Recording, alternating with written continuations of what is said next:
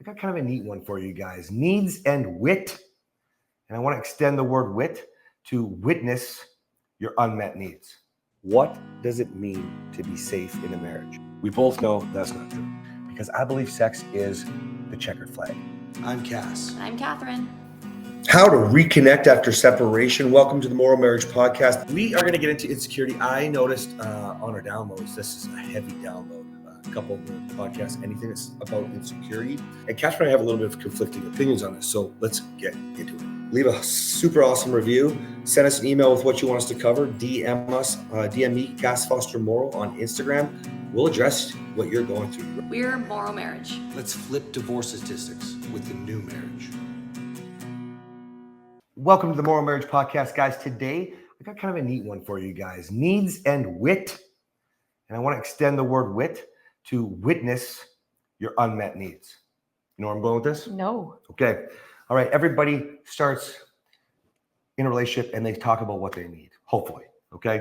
You know, you talk about dreams, goals, how many children you want, all the things that you need. I know with you, I was like, I like sex like 3-4 times a day. Like, and I was like, I want 5 or 6 kids. I didn't actually say that. I said no, 4. you didn't. She I also didn't mention the pigs, the coyote, the ducks, the chicken. I didn't mention any of that because you know what? We change who we are. People anyway. grow. But so you discuss needs, and hopefully you're doing this right. You're having conversations. You don't think communication is key. You're like us. You trust us.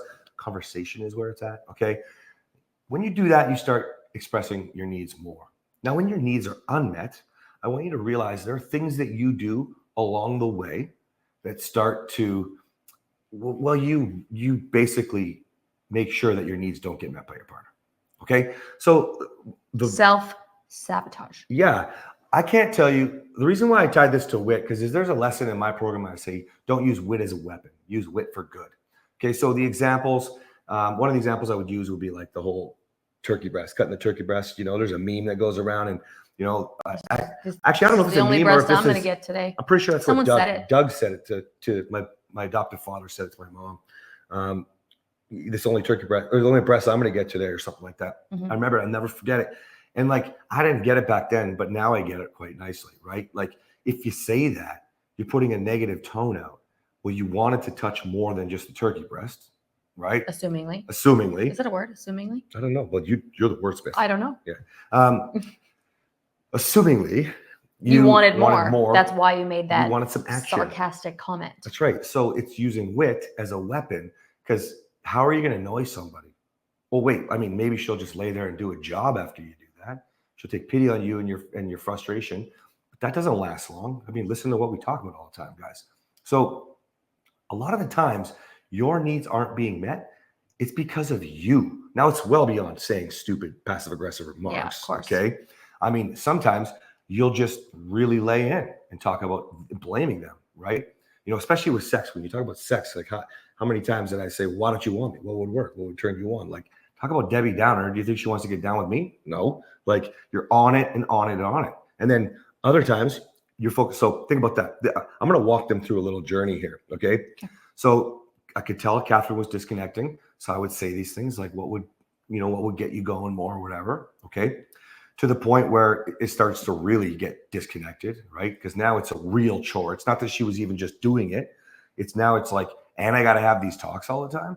Well, like, I mean, it's easier not to want to do this then, because the talks just don't stop. This guy keeps talking. This guy keeps getting mad, you know, saying things like, well, you should want me, right?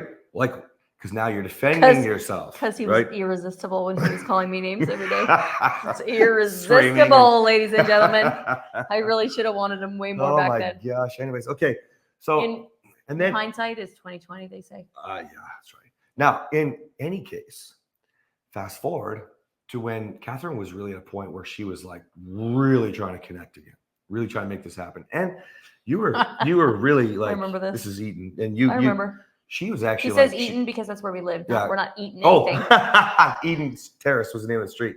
Well, and actually at that time you were like in this new phase where I don't know if you're really trying, but you wanted it a lot more. I was like in a hormonal roller coaster, and so I didn't know what I was gonna feel. I had just had twins.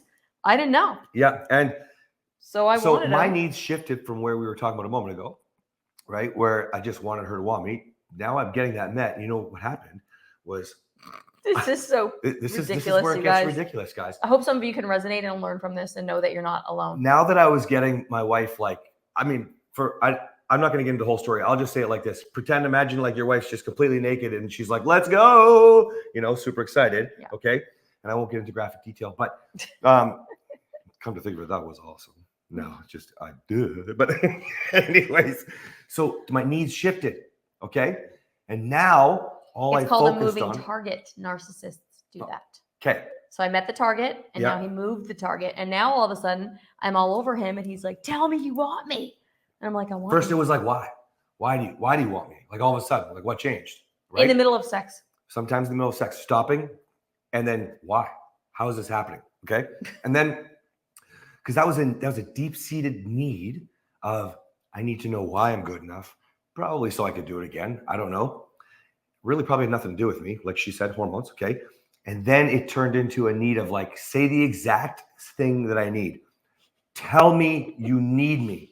And she didn't do it. In the middle of sex. I was like, I need you, baby. And we're still having sex. No, like say it like you mean it. Like, and I'm like, I do mean it. I need you, baby. And at this point, I'm scared because he's starting to be an asshole again. And then, well, the rest is history. That's it. That's it. So the whole point of this episode, guys, is to understand you don't have to be a narcissist to do this, to move the target. No, you don't. There are deep-seated feelings of these from the pain and the wounds and the trauma that you've inflicted on each other, that your target moves because now you got something and you want more acknowledgement of why. And then ultimately, I wouldn't have thought about moving the target, but it's like now it's like, cool, if I got that, what can you do next? And this happens lots of times. Sex is such an easy one, right? Guy has sex with wife. Wife is satisfied. Man wants sex again. Wife might be satisfied for days. Some of you, maybe weeks. You're not doing our programs, getting our programs. But the point is, then like he's like, okay. Like we literally just before the podcast had some fun, and like I literally looked, what she was bending over a moment ago. Like I saw it was hot. Like so it's not that it's a moving target on purpose, but the target stuff do move. You have to start honoring that stuff with respect. Go back to what I said earlier. Conversation, not communication. Don't try to work your way through this shit right now. All these needs, because you've been disrespecting each other's needs for a really long time. Whether it's how you speak to each other, how you organize your calendars, what you do with money, spiritual stuff, sexual for sure, what you do with your time, how you even communicate love, right? You guys, if you're watching on YouTube, you see she always touches me. She always makes sure part of her is touching me. Why? Because my beautiful, intelligent wife knows that that's what I need. Yeah, right? And on top of that, then I'll always try to make sure that I meet her needs that way, right? Focus on giving, loving, and working your way through in a positive way, not like a moving target. Appreciating what you have, not what else can I get. For right now. Unless it's more baby chicks or something, then go. Then go get it. Do it. Just go get it. Just do it. Just like she left the other day, came home, just came home with the chicks. It was super fun. So the reason why this is important, guys, is because you want more. That's the whole point. And everybody right now is striving for baseline normal. Meaning, if you say, what's ideal in a marriage? Like, what would marriage look like if it was ideal? Most of you would say something like, well, not yelling, being more intimate, making like feeling like I'm not walking on eggshells, and like you're describing. Girl, you're trying to take away all the negative, but what about taking away the negative brings you back to baseline? Mm-hmm. Adding the positive gets you somewhere that you always thought that you wanted to go.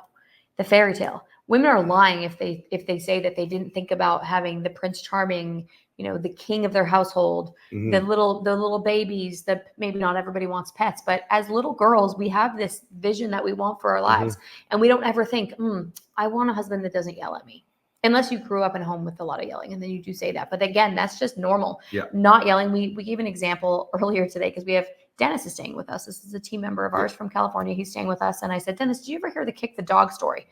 And he said, no, I don't think so. And so when Finn's right here. When Finn was really a little guy, this is Finny. It's not the coyote that I had a minute ago. When Finn was a really little guy, he was only a few months old when Cass and I got together. And he was getting frustrated with the dogs. I can't remember what it was. And he said to me, at least I didn't kick Finn. And at that moment, I realized I had no idea that you needed to be affirmed for not kicking the dog, because not kicking the dog is normal. Kicking the dog is negative. And so you can't replace kicking the dog with not kicking the dog. You have to replace it with something that's positive, right, babe? Yeah, like, And that's just an example just about the dog, but it's Yeah. it's everything. If you're not going to yell, great. Go to not yelling. That's normal. Do something better, which is affirming your partner, edifying your partner. So if I was the one that yelled all the time, I can't just stop yelling and expect him to feel good. He needs me to edify him. It's biblical. You should edify and respect and love your husbands.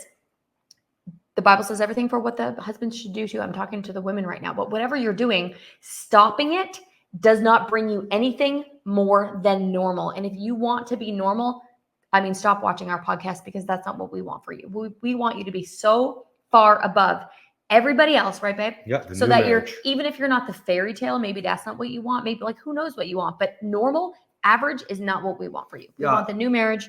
We want the fairy tale. We want what you had in your heart as a little girl, because that was so pure and innocent and real. Even before you read any of those books, it's what you wanted. Mhm.